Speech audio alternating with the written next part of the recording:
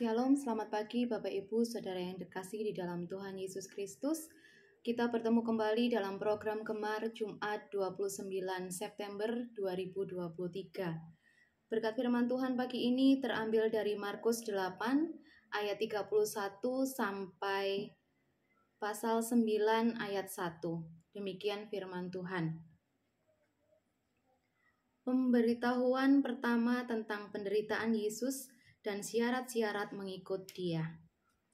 Kemudian mulailah Yesus mengajarkan kepada mereka bahwa Anak Manusia harus menanggung banyak penderitaan dan ditolak oleh tua-tua, imam-imam kepala, dan ahli-ahli Taurat, lalu dibunuh dan bangkit sesudah 3 hari. Hal ini dikatakannya dengan terus terang, tetapi Petrus menarik Yesus ke samping dan menegur dia. Maka berpalinglah Yesus dan sambil memandang murid-muridnya, ia memarahi Petrus katanya, "Enyahlah iblis, sebab engkau bukan memikirkan apa yang dipikirkan Allah, melainkan apa yang dipikirkan manusia."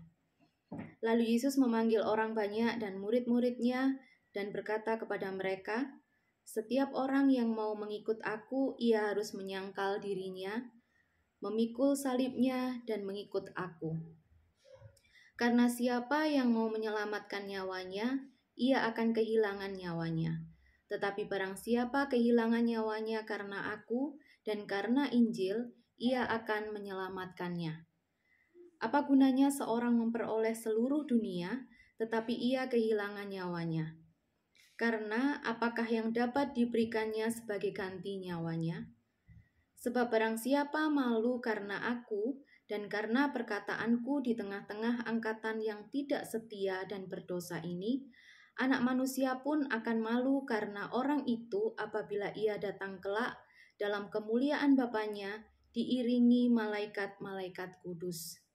Katanya lagi kepada mereka, "Aku berkata kepadamu, sesungguhnya di antara orang yang hadir di sini ada yang tidak akan mati sebelum mereka melihat bahwa kerajaan Allah telah datang dengan kuasa." Bapak Ibu Saudara yang dikasihi Tuhan, renungan ini saya beri judul Pengorbanan dan Panggilan Mengikut Yesus. Bapak Ibu Saudara yang dikasihi Tuhan, ada 3 poin yang saya temukan dalam renungan kita pagi ini. Yang pertama, kesengsaraan dan kebangkitan Yesus. Dalam Markus 8 ayat 31, Yesus dengan tegas mengungkapkan kepada para muridnya bahwa dia akan mengalami penderitaan yang besar. Yesus tahu bahwa misinya untuk menyelamatkan manusia akan membawanya ke dalam penderitaan dan penolakan. Ini menunjukkan betapa besar pengorbanan yang dia buat untuk melaksanakan rencana penyelamatan Allah. Yesus juga memprediksi bahwa ia akan dibunuh, tetapi ia tidak berhenti di sana. Dia juga menyatakan bahwa setelah 3 hari, ia akan bangkit dari kematian. Ini adalah inti dari iman Kristen, yaitu bahwa kematian Yesus bukanlah akhir dari ceritanya. Kebangkitannya menjadi tanda kemenangan atas dosa dan kematian, dan memberikan harapan bagi semua yang percaya kepadanya. Kebangkitannya menyatakan bahwa Dia adalah anak Allah dan bahwa rencana penyelamatan adalah rencana yang berhasil. Ini juga membuka pintu bagi kita untuk memiliki harapan akan kehidupan yang kekal bersamanya, sekalipun kita menghadapi penderitaan dan kematian dalam dunia ini. Dalam menghadapi penderitaan dan tantangan dalam hidup, kita memiliki teladan dalam Yesus untuk tidak menyerah dan tetap memiliki iman bahwa Allah memiliki rencana yang lebih besar. Poin yang kedua, menyangkal diri dan mengikut Yesus. Dalam Markus 8 ayat 34-35.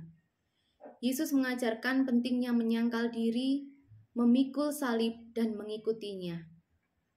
Ini mengingatkan kita bahwa menjadi pengikut Kristus bukanlah tentang kenyamanan dan kepuasan pribadi, tetapi tentang mengabdikan diri kita sepenuhnya kepada Tuhan dan melakukan kehendak-Nya dalam hidup kita. Menyangkal diri bukan berarti kita kehilangan identitas atau menjadi tidak penting, tetapi merupakan pengakuan bahwa hidup kita seharusnya tidak lagi dipusatkan pada kepentingan pribadi semata. Mengikut Yesus berarti memikul salib kita. Salib adalah simbol pengorbanan dan penderitaan yang besar. Ini bisa berarti kita harus menghadapi tantangan, kesusahan, atau pengorbanan dalam hidup kita karena iman kita kepada Yesus. Pengorbanan ini dapat mencakup waktu, tenaga, harta benda, atau bahkan kenyamanan pribadi.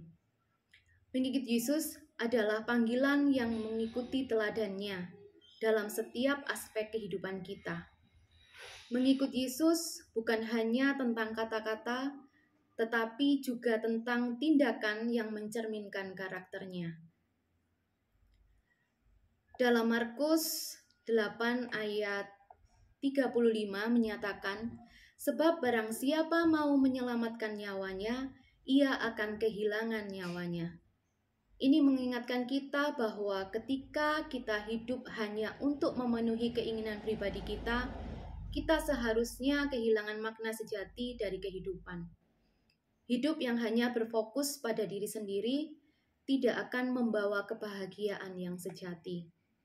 Bagian akhir Markus 8 ayat 35 menyatakan, tetapi barang siapa kehilangan nyawanya karena aku dan karena Injil, ia akan menyelamatkannya.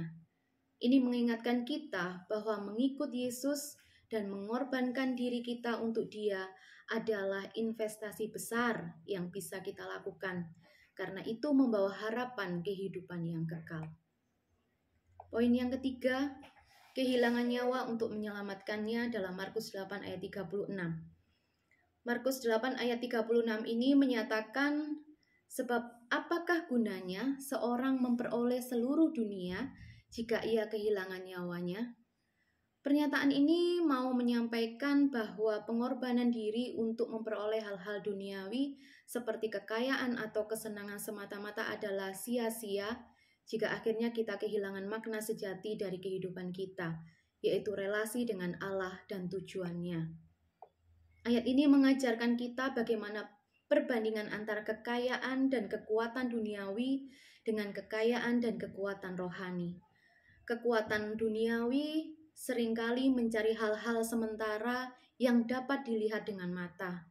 Sedangkan kekayaan rohani adalah investasi dalam hubungan kita dengan Allah dan sesama yang membawa dampak kekal. Bagian ini mengajak kita untuk merenungkan apa yang benar-benar berharga dalam kehidupan ini. Bukanlah harta benda atau status sosial, tetapi relasi yang kita bangun dengan Allah dan orang lain. Pengaruh positif yang kita berikan, dan cara kita memenuhi panggilan sejati dalam hidup kita. Selain itu, bagian ini juga mengingatkan kita untuk tidak terlalu fokus pada hal-hal materi atau duniawi semata-mata. Sebaliknya, kita harus mencari hal-hal yang memiliki nilai sejati dalam kehidupan kita dan berkomitmen untuk mengikuti panggilan sejati kita, bahkan jika itu berarti mengorbankan hal-hal sementara. Ini adalah tindakan benar yang mendukung hubungan kita dengan Allah dan memberikan makna yang mendalam dalam hidup kita. Bapak, Ibu, Saudara yang terkasih, bagaimana kita dapat menerapkan pesan renungan pagi ini dalam kehidupan kita sehari-hari? Yang pertama, kita lebih fokus pada kehidupan rohani kita melalui doa, membaca firman Tuhan, dan bersekutu secara pribadi dengan Tuhan. Kita menetapkan waktu khusus setiap hari untuk berkomunikasi dengan Allah dan mendengarkan panggilan-Nya. Yang kedua, mengambil bagian pelayanan dalam gereja.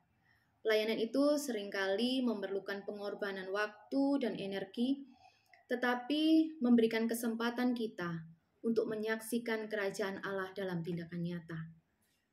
Yang ketiga, berbagi kesaksian tentang pengalaman iman dengan Tuhan. Ini tidak hanya memberikan inspirasi kepada orang lain, tetapi juga memperkuat iman kita sehari-hari. Dan yang terakhir, yang keempat, tetap teguh dalam tantangan. Dalam mengikuti panggilan sejati, kita mungkin menghadapi tantangan dan cobaan. Namun kita harus tetap teguh dalam iman dan memandang setiap cobaan sebagai kesempatan untuk tumbuh dalam hubungan kita dengan Allah. Amin. Mari Bapak Ibu kita satu di dalam doa. Tuhan Yesus, kami mengucap syukur Tuhan untuk firman-Mu pagi ini, bahwa mengingatkan kami untuk tetap setia kepadamu, karena untuk mengikut Engkau Tuhan, kami harus memikul salib dan perlu pengorbanan dalam kehidupan kami. Tuhan, biarlah firman-Mu ini Tuhan dapat kami lakukan dalam setiap kehidupan kami, hari lepas hari. Tuhan, kami mau menyerahkan setiap kehidupan kami, mulai dari pagi hingga malam nanti ke dalam tangan kasih Tuhan. Kami mohon penyertaan Tuhan yang sempurna atas kehidupan kami. Hanya di dalam nama-Mu kami sudah berdoa dan mengucap syukur. Haleluya. Amin. Selamat pagi Bapak Ibu, selamat beraktivitas. Tuhan Yesus memberkati.